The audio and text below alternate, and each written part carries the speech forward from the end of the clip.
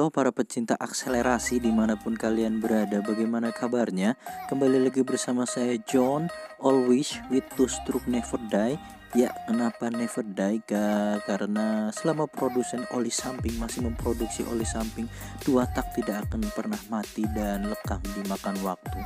Ya, walaupun penggunanya sudah sangat langka dan juga jarang, memang dikarenakan peraturan Euro 3 yang harus sangat-sangat mengurangi emisi sehingga dua tak itu tidak lulus di dalam uji Euro 3. Tapi kalian tidak usah khawatir, yang mana produsen motor itu masih berusaha mengembangkan motor dua tak supaya bisa lebih bersih lagi dan bisa lulus peraturan Euro 3. Dan memang benar peraturan Euro 3 sudah bisa lolos, tetapi lagi-lagi Euro 4 dan 5 yang mulai diterapkan di negara-negara maju dan berkembang, yang mana sudah pasti sangat-sangat membingungkan.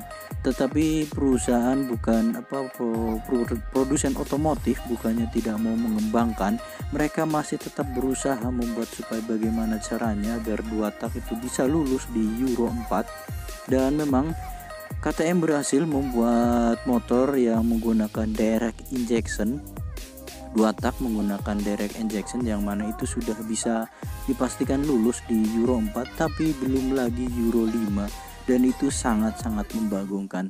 Dan saya akan sedikit bercerita, yang mana saya ini merecord di malam hari menggunakan kamera yang bukan action cam sih, yang kemarin itu buat record gitu ya, yang mana ini menggunakan handphone biasa ya, dengan sedikit tambahan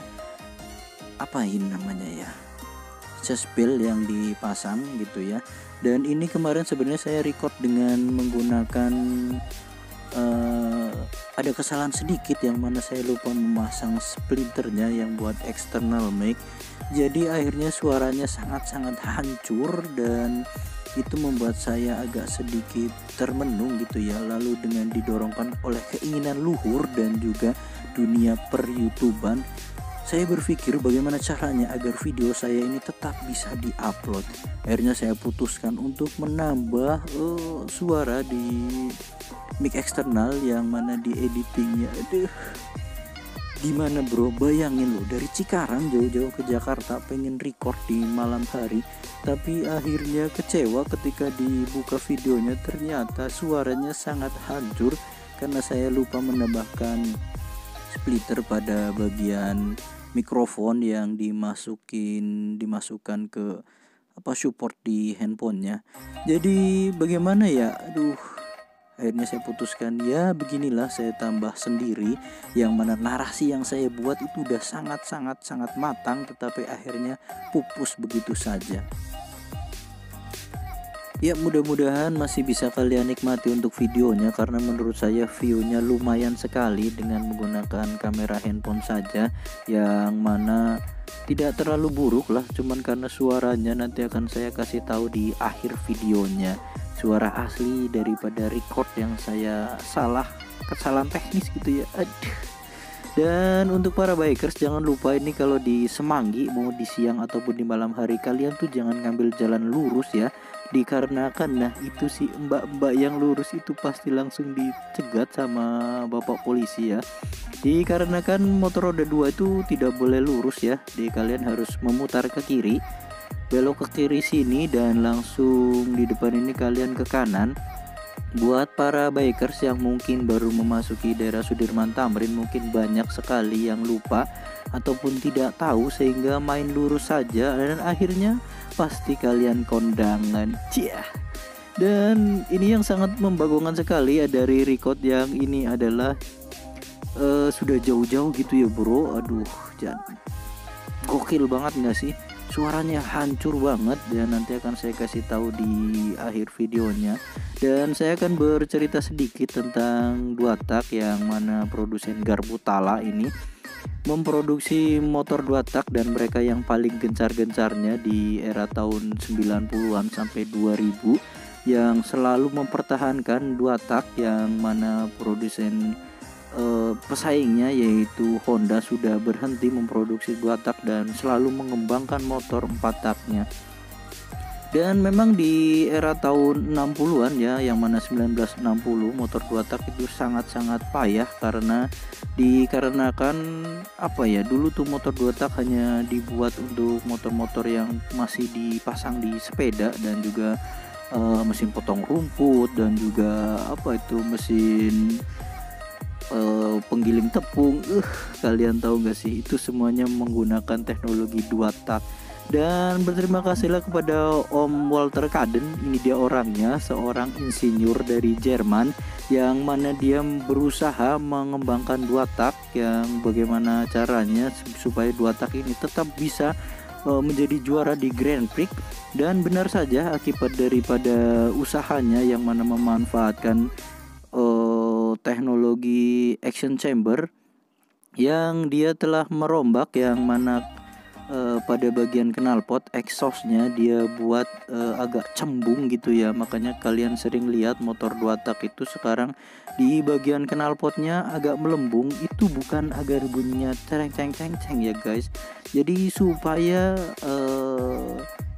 ada apa namanya itu, semacam getaran suara yang mana dipantulkan kembali dan menekan bahan bakar yang akan keluar dari ruang bakar.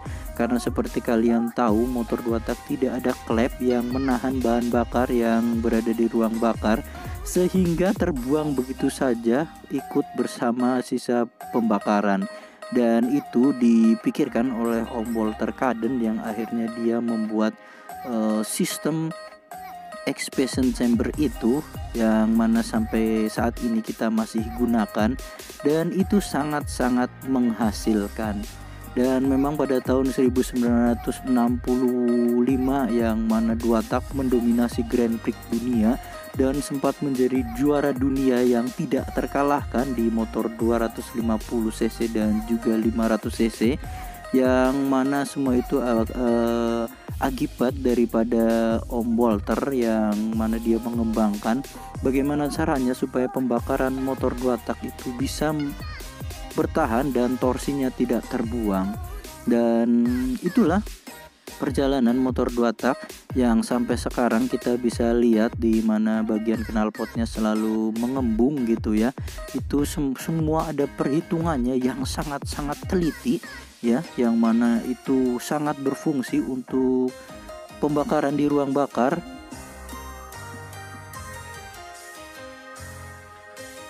Dan mari kita sedikit bahas sistem kerja motor 2 tak ya, yang mana dia hanya melakukan 2 kali langkah piston naik turun dan 1 kali putaran kerk as ya, itu sudah menghasilkan tenaga, yang mana ketika dia melakukan hisap sekaligus mengisi ruang bakar, dan ketika dia melakukan kompresi sekaligus melakukan pembuangan. Dan itu membuat motor 2 tak menjadi ngebul, ditambah lagi oli samping yang mana ikut terbakar. Dan disitulah ketika melakukan proses kompresi, yang mana kompresi dibersertakan dengan pembuangan, yang mana itulah yang dipikirkan Om Walter, supaya bahan bakar yang berada di ruang bakar tidak cepat terbuang ikut keluar, sehingga dia memikirkan supaya ada pantulan tenaga atau energi dari knalpot yang menahan bahan bakar yang berada di ruang bakar supaya tidak habis terbuang semua. Dan itu direkayasa sedemikian rupa dengan menggunakan knalpot yang memiliki cembung di bawah. Dan hampir semua motor 2 tak yang memiliki power dan torsi yang tinggi pasti knalpotnya menggunakan knalpot kembung, seperti kita lihat pada motor R-Racing dan juga Jet Cool, yang mana mereka tidak mengadopsi knalpot kembung. Dan memang keperluannya itu adalah motor harian dan stop and go gitu ya. Tapi kalau kalian bedah di dalam knalpotnya itu ada semacam kerucut dan juga sekat-sekat yang begitu banyak, yang mana memiliki fungsi untuk memantulkan kembali daripada bahan bakar yang keluar, supaya ada yang sedikit memantul kembali, menutup atau menahan bahan bakar yang berada di ruang bakar. Dan Sebenarnya di sini saya melakukan sedikit speed ya, yang mana itu sangat-sangat lumayan sekali. Dan kalau kalian dengar suara aslinya pasti sangat-sangat ingin sekali skip atau unsubscribe video ini. Tapi nggak usah khawatir, dengan berbagai cara saya berusaha untuk memikirkan bagaimana supaya video ini tetap bisa dinikmati. Ya walaupun suara knalpotnya tidak terdengar gitu, rasanya kurang asik gitu ya kalau ngelihat motovlog tapi tidak ada suara knalpot yang barbar itu. Dan nanti saya pasti akan berusaha perbaiki lagi, karena kemarin memang lupa gitu ya masang splitternya. Jadi aduh mau nggak saya upload tapi bagaimana gitu ya.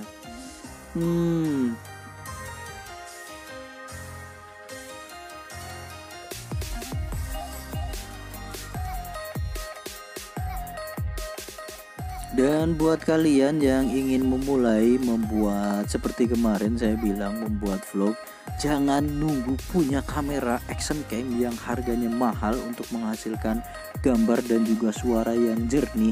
Ya seperti saya aja, ini motivasi buat kalian antum-antum yang ingin membuat karya gitu. Berkarya dulu saja, nanti juga pasti akan mengikuti seiring dengan berjalannya waktu.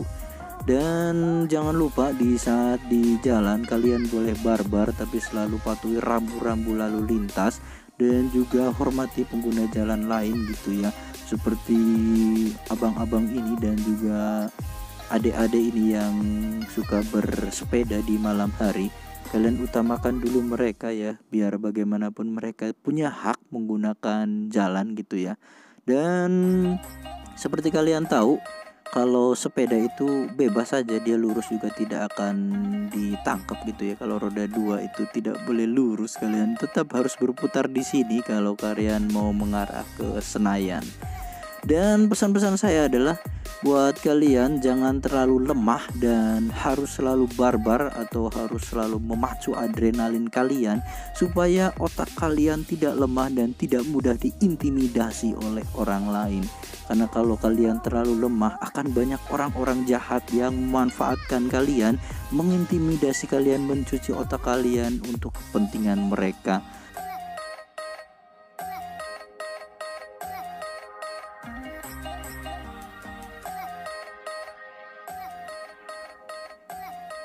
Dan ini saya juga baru lihat kalau ternyata lampu speedometernya itu seperti nyala mati ya ketika kena getaran. Saya juga tidak tahu kenapa, mungkin besok akan saya periksa lagi gitu. Dan sebenarnya di sini saya melakukan beberapa akselerasi yang mana itu sangat barbar, tetapi karena suaranya yang hancur sekali, jadi apa boleh buat, harus saya pelankan atau saya kecilkan. Tapi nanti di akhir video akan saya beritahu kepada kalian suara aslinya. Ya seperti biasa, saya akhir kata saya John pamit undur diri. Terima kasih buat yang sudah menonton dan mohon maaf apabila hasil videonya tidak bagus. Tetaplah menjadi barbar dan tetaplah menjadi orang yang kuat agar tidak mudah diintimidasi oleh orang lain. Jangan lupa semangat, selalu berkarya. Saya John, wassalamualaikum warahmatullahi wabarakatuh.